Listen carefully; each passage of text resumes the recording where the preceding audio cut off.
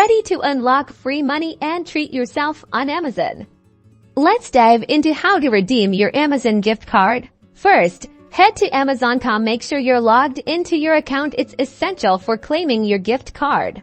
Now, add all those must-have items to your cart. Once you're done shopping, click on the cart icon in the top right corner to review your order.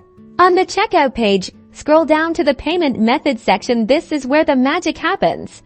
You'll see a box that says Amazon gift card or promotional code. Carefully scratch off the protective coating on the back of your gift card to reveal the claim code. Enter the claim code into the box, paying close attention to capitalization and spacing. Double check to make sure you've entered it correctly, because typos are the enemy.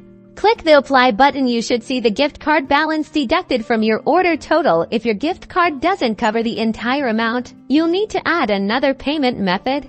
Alternatively, you can add the gift card to your account balance for later use. To do this, go to your account, then gift cards. There you can redeem a gift card directly into your account. Finally, click place your order and enjoy your goodies. Redeeming your Amazon gift card is that easy.